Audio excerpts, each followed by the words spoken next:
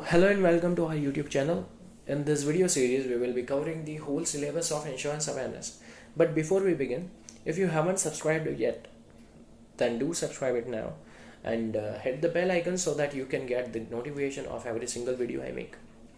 So this video is going to be an introductory lecture. अब अगर बात करें इंश्योरेंस अवेयरनेस की, तो इंश्योरेंस अवेयरनेस जो है बहुत ही मेजर रोल प्ले करता है जितने भी जो है इंश्योरेंस सेक्टर से रिलेटेड एग्जाम्स होती हैं उसमें। रिसेंटली जैसे कि हमने देखा है कि यहाँ पे LICAO ने भी अपना जो है नोटिफिकेशन निकाल दिया है। 168 पोस्ट टोटल यहाँ पे देखने में आ रही है, जिसमें जो ओवरऑल अलग अलग स्ट्रीम्स की हैं, CA, एक्चुअराइल प्लस लीगल, राजभाषा, IT एक्सेट्रा। बस अगर यहाँ पे अगर हम बात करें कि एग्जामिनेशन पैटर्न क्या होता है, तो जैसे यहाँ पे दो एग्जाम होती है, प्रीलिम्स एंड मेंस। तो प्रीलिम्स में देखा जाए तो प्रीलिम्स के अंदर कोई रोल नहीं है ना GS का, ना ही आपका इंश्योरेंस अवेयरनेस का। पर वही चीज़ अगर हम मेंस के पर्सपेक्टिव से देखें तो मेंस में ये बहुत ज़्यादा इंपॉर्टेंट रोल प्ले करते हैं दोनों के दोनों सब्जेक्ट, क्योंकि जो है यहाँ पे ओवरऑल 60 क्वेश्चंस आते हैं। और जो 60 क्वेश्चंस होते हैं वो भी 60 क्वेश्चंस होते हैं, जो कि हर पर क्वेश्चन 2 मार्क्स का होता है। ओवरऑल देखा जाए तो इनका वेटेज हो जाता है 120 मार्क्स। अब अगर यहाँ पे हम देखें GS या जनरल नॉलेज तो ठीक है, जो भी आपका स्टैटिक पोर्शन होता है, बट अगर करंट अफेयर्स देखें तो टोटल ये जो है कवर करता है आपका इंश्योरेंस सेक्टर से रिलेटेड जितनी भी न्यूज़ है उन सारी इसके अंदर करंट अफेयर्स में यूज़ हो जाती है या उसके अंदर जो है पूछ ली जाती है। तो यहाँ पे जो है इस तरीके से जो है आप यहाँ पे हमको इसमें डील करना है। अब अगर यहाँ पे हम देखें सिलेबस की, तो सिलेबस में हमको जो है ये हमारा जो है लेक्चर्स रहेंगे 12 प्लस यहाँ पे जो है इसके अंदर पर लेक्चर है। हम यहाँ पे जो है जैसे आज फर्स्ट लेक्चर है, तो फर्स्ट लेक्चर जो है इसका इंट्रोडक्शन पार्ट है। सेकंड आपका IRDAI जो कि इसके एक रेगुलेटिंग बॉडी है, प्लस यहाँ पे LIC, फिर उसके बाद GIC, फिर उसके अलावा हम यहाँ पे पब्लिक इंश्योरेंस कंपनीज और उनके बेसिक इन्फॉर्मेशन देखेंगे, जिसमें जो उनकी जो हेडक्वार्टर्स प्लस चेयरमैन कौन है, चेयरपर्सन कौन है। फिर प्रिंसिपल ऑफ इंश्योरेंस, किन प्रिंसिपल्स के ऊपर हम जो है ये इंश्योरेंस होते हैं, प्लस यहाँ पे टाइप्स ऑफ इंश्योरेंस, किस टाइप के इंश्योरेंस होते हैं, types of life insurance plans, अलग अलग प्लान्स जो हमें यहाँ पे जो है इंश्योरेंस प्लान्स देखने को आते हैं। प्लस यहाँ पे इंश्योरेंस फ्रॉड्स, किस टाइप के इंश्योरेंस फ्रॉड्स हम यहाँ पे जो है सोसाइटी में देखने को मिलते हैं। इंश्योरेंस ऑम्बड्समैन क्या है, कहाँ से आया है, कैसे इसका यूज़ क्या है, प्लस आप इनको कैसे अप्लाई, इसके लिए आप कैसे अप्लाई कर सकते हो कि मतलब हेल्प के लिए, है ना। उसके अलावा यहाँ पे कुछ इंपॉर्टेंट टर्म्स जो कि इंश्योरेंस सेक्टर में जनरली पूछी जाती है, इंश्योरेंस से रिलेटेड है, तो इम्पोर्टेंट एब्रिविएशन जो कि आपका जो है इंश्योरेंस सेक्टर से रिलेटेड है। प्लस यहाँ पे जो गवर्नमेंट स्कीम जो भी इंश्योरेंस सेक्टर के से रिलेटेड में जो भी गवर्नमेंट स्कीम जो है गवर्नमेंट अभी रिसेंटली लॉन्च हुई है। सो अगर बात करें इंश्योरेंस की, तो इंश्योरेंस एक ऐसा टर्म है जिससे हर कोई वाकिफ होता है, चाहे वो पढ़ा लिखा हो, नहीं पढ़ा नहीं हो, पढ़ा लिखा नहीं हो, इलिटरेट हो, सबको ये तो पता है कि इंश्योरेंस होता है, कुछ ना कुछ इंश्योरेंस होता है। थोड़ा बहुत जो है सिक्योरिटी के बेसिस पे थोड़ा बहुत नॉलेज होता है, बट बाकी बेसिकली अगर हम उसकी डिफाइन करना हो, तो अगर उसको हम एक एग्जांपल के तौर पे अगर हम देखें एग्जांपल से, तो वो ज़्यादा बेटर वे में आप डिफाइन कर सकते हो। जैसे एक पर्सन है, ठीक है, ये एक इंसान है, इसका हमने इसने क्या करा है, इसको इंश्योरेंस चाहिए था, ठीक है। इंश्योरेंस कब लेगा, जब उसे जो है अपनी फ्यूचर सिक्योरिटी को लेके वो वरी कर, मतलब उसको जो है टेंशन होगी कि मतलब लाइक मेरे बाद क्या, या मतलब सपोज वो लाइफ इंश्योरेंस में तो मेरे बाद क्या वाली बात आती है, बट एक नॉर्मल इंश्योरेंस के बेसिस पे आपकी फ्यूचर सिक्योरिटी को लेके इंसान जो है इन्वेस्टमेंट करता है वो इंश्योरेंस में करता है। तो जैसे अब मान लीजिए एक पर्सन है, ये कंपनी है, ठीक है, ये कंपनी है यहाँ पे। अब ये कंपनी के पास में चाहता है, यहाँ पे उसने इंश्योरेंस लिया, तो यहाँ पे कुछ एक पर्टिकुलर अमाउंट यहाँ पे प्रीमियम के तौर पे पे करता है। अब प्रीमियम के तौर पे वो मंथली हो सकता है, ईयरली हो सकता है, सबकी अलग अलग पॉलिसीज होती है, ठीक है। अब जो ये इसका एक पर्टिकुलर टर्म होगा कि उसको इतने वक्त तक यहाँ पे सपोज मान लो यहाँ पे 20 ईयर्स है। अब 20 ईयर्स का अगर टर्म है, तो 20 ईयर्स तक वो यहाँ पे जो है पर्टिकुलर अमाउंट पे करेगा। पे करने के बाद में उसको जो है जब भी उसका, जैसे सपोज लाइफ इंश्योरेंस की अगर बात करें, तो सपोज मान लो कि 20 ईयर्स तक उसको पे करना है, तो 20 साल तक है, अगर उसको 20 साल के बीच 20 साल तक उसको वहाँ पे करना है। उसको अगर इन फ्यूचर अगर मतलब कभी उसके बीच में अगर यहाँ पे इसको कुछ हो जाता है, तो वैसी कंडीशन में जो है जो कंपनी जो है इसकी फैमिली को कंपनसेट करेगी, ठीक है। सिमिलरली जो है यहाँ पे अगर आपकी इसकी एक बाइक है, सपोज ये इसकी बाइक है, ठीक है, यहाँ पे इसकी बाइक है, ये बाइक से आ रहा है, इसका एक बाइक का इंश्योरेंस है, बाइक से एक्सीडेंट हो गया यहाँ पे कार से, ठीक है। अगर कार यहाँ पे जब एक्सीडेंट हो जाता है, ठीक है, अब एक्सीडेंट हुआ, इसको जो है इसकी गाड़ी टूट गई, ठीक है, इसकी गाड़ी को बहुत ज़्यादा नुकसान हो गया, डैमेज हो गया, एक्सीडेंट हो गया, तो वैसी कंडीशन में या सामने वाला जो पर्सन है उसको ज़्यादा नुकसान हो गया तो वैसी कंडीशन में भी कंपनी ही कंपनसेट करेगी, इसमें इसका कोई रोल नहीं रहेगा। तो इंश्योरेंस इस तरीके से बहुत ज़्यादा इंपॉर्टेंट रोल प्ले करता है आपकी लाइफ में एंड करंट सिनेरियो, ठीक है।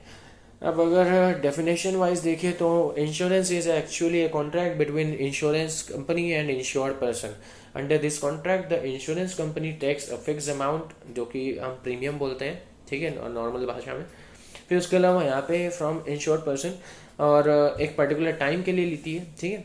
The company compensate in case of any loss to insured person according to the term and policy, ठीक है। उसकी जो उसने इंश्योरेंस लिया उसमें जो भी टर्म्स एंड पॉलिसी अगर उसमें लिखी हुई है उसके अंदर उसका क्लेम आता है तो कंपनी उसको कंपनसेट करेगी डेफिनेटली। अब बीमा भविष्य अगर हिंदी में देखा जाए तो उसकी डेफिनेशन ये है कि बीमा भविष्य में किसी नुकसान की आशंका से निपटने का प्रभावी हथियार है। हमें नहीं पता कि कल क्या होगा, इसलिए हम बीमा पॉलिसी के जरिए भविष्य में संभावित नुकसान की भरपाई की कोशिश करते हैं। अजम्पशन होता है, ठीक है। यदि कोई कंपनी किसी व्यक्ति का बीमा करती है तो उस व्यक्ति को भविष्य में होने वाले आर्थिक नुकसान की भरपाई भी बीमा कंपनी ही करेगी।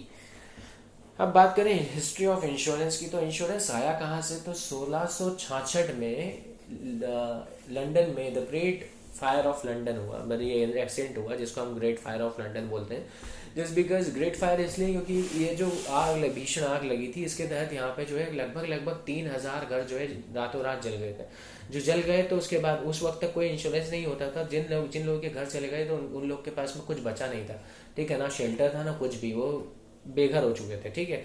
तो अब ऐसे इवेंट्स को काउंटर करने के लिए फॉर फ्यूचर, ठीक है, फ्यूचर में ऐसे कोई इवेंट ना हो और अगर ऐसा हो तो लोगों को जो है जो नुकसान है वो उसकी भरपाई हो सके, इस ऑब्जेक्टिव के साथ में फायर ऑफिस, दुनिया की पहली फायर इंश्योरेंस कंपनी 1680 में एस्टेब्लिश की गई।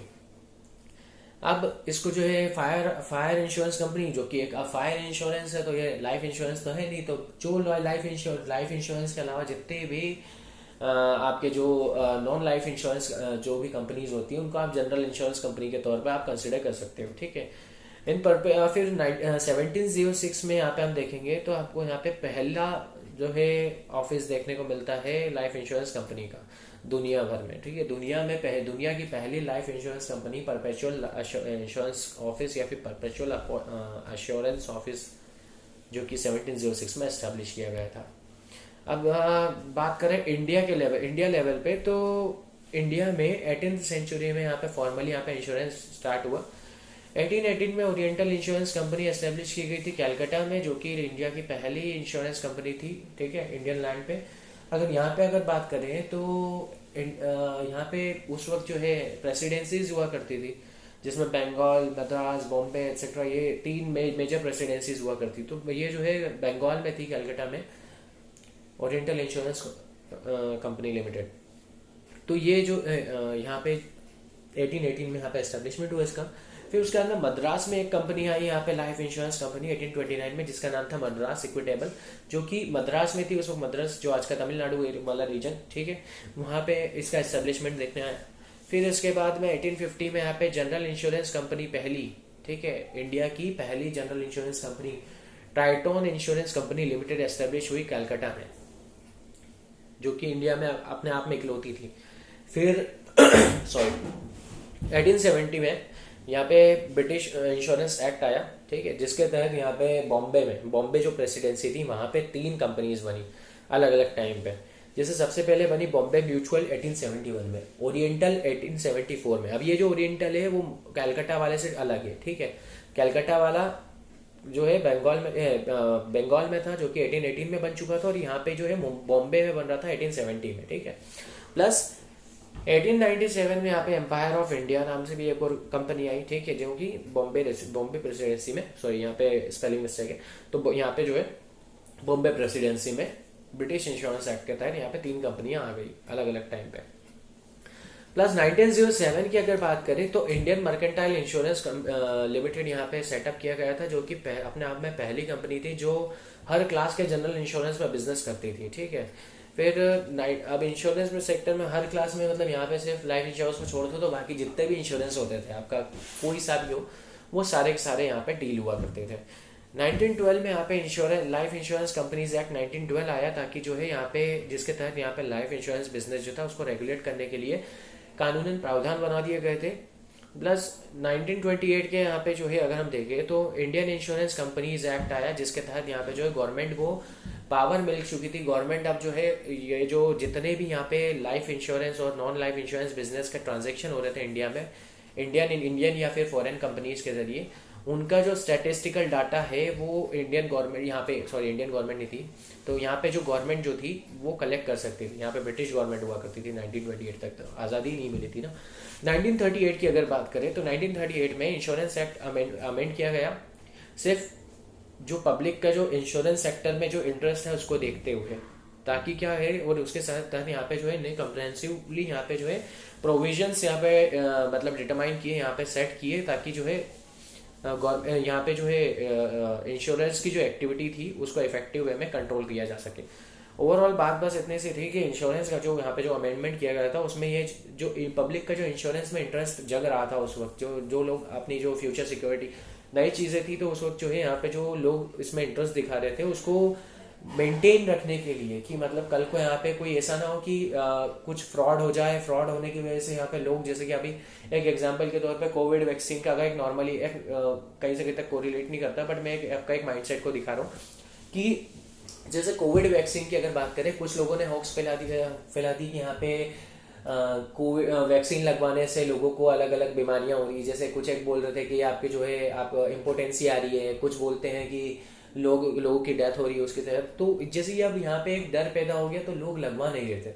तो सिमिलरली यहाँ पे उनका जो एक, ये तो मैं करंट से रिलेट कर दिया, बट यहाँ का जो सीन जो था ना उसका कुछ ऐसा था कि अगर यहाँ पे अगर एक के साथ में भी फ्रॉड होता, अगर वो दूसरे के थ्रू यहाँ पे एक तरीके से माउथ टू माउथ, ये जो है पर्सन टू पर्सन यहाँ पे जो है एडवर्टीजमेंट हो जाता है, तो जिसके तहत यहाँ पे जो है वो उसका जो पॉपुलैरिटी है वो कम हो जाती है। तो इसको कंट्रोल करने के लिए उसका जो यहाँ पे इन्होंने कुछ एक प्रोविजन यहाँ पे जो है डिटरमाइन कर दिए थे, जिसके तहत इनको जो है उस पर्टिकुलर जो इंश्योरेंस की एक्टिविटी के ऊपर इफेक्टिवली कंट्रोल कर सकते थे। अब 1956 की अगर बात करें तो नेशनलाइज यहाँ पे जो है इंश्योरेंस सेक्टर जो था, लाइफ इंश्योरेंस सेक्टर को उन्होंने पूरी तरह से नेशनलाइज कर दिया, और 1956 में यहाँ पे आपको LIC का एस्टेब्लिशमेंट देखने को मिलता है।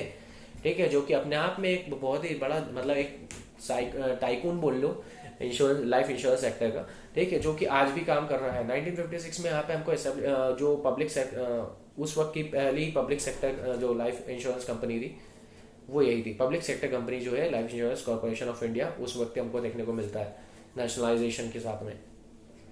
प्लस 1957 की अगर बात करें तो जनरल इंश्योरेंस काउंसिल ने यहाँ पे जो है एक कोड ऑफ कंडक्ट फ्रेम कर दिया था, जिसके तहत जो इंश्योरेंस की जो भी इंश्योरेंस प्रैक्टिस फॉलो कर रहे थे बिजनेस में, उसको ज़्यादा से ज़्यादा फेयर रखें, प्लस साथ ही साथ में उसको ज़्यादा से ज़्यादा हेल्दी रखते रखते जितना ज़्यादा हो सके वो बिजनेस ग्रो कर सके।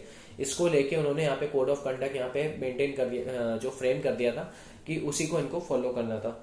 अब 1968 में यहाँ पे इंश्योरेंस एक्ट अमेंड किया गया वापस से। अब इस अमेंडमेंट के तहत यहाँ पे 3 चीज़ें यहाँ पे ऐड करी गई थी। पहली चीज यहाँ पे जो इन्वेस्टमेंट आ रहे थे उसका रेगुलेशन जो था गवर्नमेंट कर सकती थी। आप ठीक है, इन्वेस्टमेंट जितने भी आए थे उसको रेगुलेट कर सकते थे। प्लस इन्होंने जो है मिनिमम सॉल्वेंसी मार्जिन यहाँ पे डिटरमाइन कर दी गई थी, यहाँ पे सेट कर दिया गया था कि आपको कम से कम इतनी तो सॉल्वेंसी आपके पास रखनी ही है। प्लस उसके साथ ही यहाँ पे टैरिफ एडवाइजरी कमेटी भी सेटअप कर दी गई थी। अब सॉल्वेंसी क्या होता है, तो सॉल्वेंसी को अगर हमको समझना है तो एक एग्जांपल कर लेते हैं। जैसे मान लीजिए यहाँ पे एक ये बाइक है, ठीक है, रुक जाइए बाइक बन जाए। तो ये जो बाइक है ना, ये यहाँ पे बाइक है, ठीक है, ये बाइक है। अब यहाँ पे एक बंदा बैठा हुआ है, ये जा रहा है, ठीक है, ये इधर से जा रहा है। प्लस यहाँ से एक कार वाला आया, कार आके यहाँ पे ठोक दिया इसको, ठीक है, कार यहाँ पे ठोक दिया। अब कार आके यहाँ पे ठोक दिया, यहाँ पे बूम, बहुत बड़ा बूम हो गया, ठीक है। अब कार ने इसको ठोका, तो अब यहाँ पे जैसे अब इंश्योरेंस दोनों का होगा, राइट। अगर इसको नुकसान होता है, ठीक है, तो थर्ड पार्टी अगर, जैसे इसमें बहुत सारे अलग अलग होते हैं, ठीक है, तो जो भी नुकसान होगा तो कंपनी अगर ये जाएंगे कंपनी के पास में क्लेम करने के लिए। ये कंपनी है हमारी, ठीक है, कंपनी के पास ये गए, कंपनी के पास गए ये क्लेम करने के लिए कि भैया हमारा यहाँ पे ऐसा एक्सीडेंट हो गया, मुझे यहाँ पे इसके लिए मेरा इतना नुकसान हो गया, मुझे क्लेम चाहिए। और अगर कंपनी के पास ही जाते हो, कंपनी ने बोल दिया कि हमारे पास तो पैसा ही नहीं है, हम कैसे दें आपको, राइट। तो जो टेंडेंसी होती कंपनी की क्लेम को सेटल करने की, ठीक है, उसको हम बोलते हैं सॉल्वेंसी। ठीक है, तो आपको यहाँ पे जो है गवर्नमेंट ने एक पर्टिकुलर यहाँ पे सॉल्वेंसी डिटरमाइन कर दी गई थी इनके लिए कि आप एक पर्टिकुलर अमाउंट, सपोज यहाँ पे जैसे मान लीजिए 10,000 है, ठीक है, ये यहाँ पे एक मिनिमम 10,000 सेट कर दिया था कि यहाँ पे आपको 10,000 कम से कम मिनिमम यहाँ पे आपको ये तो सेट करके रखना ही है इतना, इसके नीचे नहीं होना चाहिए, इसके ऊपर कितना भी हो चलेगा, पर आपको मिनिमम 10,000 तो आपको मेंटेन करके रखना ही है। ठीक है, तो ये यहाँ पे ओवरऑल यहाँ पे इसका ये काम हुआ था। ठीक है, यहाँ पे ओवरऑल क्या क्या हो गया, इन्वेस्टमेंट रेगुलेट कर सकते थे आप, ठीक है, जो भी इन्वेस्टमेंट आ रहे थे उसको, प्लस यहाँ पे मिनिमम सॉल्वेंसी मार्जिन भी डिटरमाइन कर दी गई थी। थर्ड, यहाँ पे टेरिफ एडवाइजरी कमेटी भी आ गई थी। अब अगर हम बात करें आगे की, तो यहाँ पे अब आते हैं रिफॉर्म्स। अब इंश्योरेंस रिफॉर्म्स की अगर बात करें तो 1993 में गवर्नमेंट ने एक कमेटी सेटअप की थी आरबीआई के फॉर्मर गवर्नर की चेयरमैनशिप में, जिनका नाम था आर एन मल्होत्रा। उन्होंने कुछ एक रिकमेंडेशन दी थी, ठीक है, किस चीज़ को लेके, इंश्योरेंस सेक्टर में रिफॉर्म्स के लिए। और जो कमेटी ने अपनी जो रिकमेंडेशन दी थी वो उस रिपोर्ट को जो है ना, आई मीन जो कंपनी ने जितनी भी रिकमेंडेशन थी वो एक रिपोर्ट में फाइल करके 1994 में सबमिट कर दी थी गवर्नमेंट को। अब उस जो भी सजेशन थे उस रिपोर्ट के अंदर, उसमें जो मेजर जो सजेशंस थे वो दो थे। एक, प्राइवेट सेक्टर को भी परमिट करना इंश्योरेंस इंडस्ट्री में। सेकंड था कि कंपनीज जो फॉरेन कंपनीज हैं उनको जो है फॉरेन कंपनीज का भी इन्वेस्टमेंट लाया जाए इंडिया, मतलब इंडियन कंपनीज के साथ, ठीक है, इंडियन पार्टनर्स के साथ में जॉइंट वेंचर में यहाँ पे ज़्यादा से ज़्यादा फॉरेन इन्वेस्टमेंट आया जाए। ठीक है, तो ओवरऑल दो चीज़ें यहाँ पे थी कि प्राइवेट सेक्टर को यहाँ पे ज़्यादा से ज़्यादा यहाँ पे परमिट दिया जाए, ताकि यहाँ पे तीन चीज़ें होंगी। एक तो पहली चीज़ तो इंश्योरेंस सेक्टर का ग्रोथ होगा, प्लस साथ के साथ में यहाँ पे इंश्योरेंस सेक्टर के ग्रोथ के साथ ही हमको यहाँ पे एक और चीज़ जो देखने को मिलेगी, वहाँ पे कॉम्पिटिटिव मार्केट होगा। यहाँ पे तीसरा यहाँ पे जो है यहाँ पे एजुकेशन, यहाँ पे जो इकोनॉमिक जो है वो भी बूस्ट करेगी इंडियन इकोनॉमी। तो ये तो पहला जो सजेशन दिया उसके पीछे का एक रीज़न ये था। सेकंड सजेशन जो था फॉरेन कंपनीज को यहाँ पे लाने के लिए, ताकि वो भी यही था कि यहाँ पे ज़्यादा से ज़्यादा यहाँ पे ग्रोथ हो इस सेक्टर की, प्लस साथ ही साथ इकोनॉमी को भी बूस्ट मिलेगा। ठीक है, और जितना ज़्यादा ग्रोथ होगा उतना ज़्यादा हमारी इकोनॉमी के लिए ज़्यादा अच्छा होगा। तो यहाँ पे जो इन्होंने रखा था कि यहाँ पे जितना भी इन्वेस्टमेंट आए वो जो है जॉइंट वेंचर्स में है इंडियन कंपनीज के साथ में, जिसके साथ में जो है हमारी इंडियन कंपनीज भी ग्रो कर पाएगी।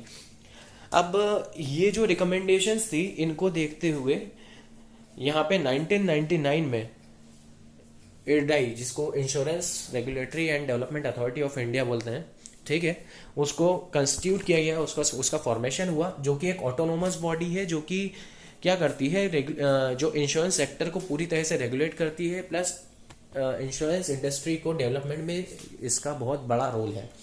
आप इसको कंपेयर कर सकते हैं आरबीआई ऑफ इंश्योरेंस सेक्टर। ठीक है, जैसे कि बैंकिंग सेक्टर को रेगुलेट करता है, उसका डेवलपमेंट में आरबीआई का जो रोल होता है, वैसे ही इंश्योरेंस सेक्टर में डेवलपमेंट प्लस उसको जो रेगुलेट करने में जो रोल है वो इरडाई का होता है। ठीक है, so with this we come to the end of our lecture. So thanks for watching, and in the next lecture we will be discussing IRDAI, and so keep watching and do subscribe our channel. Thank you.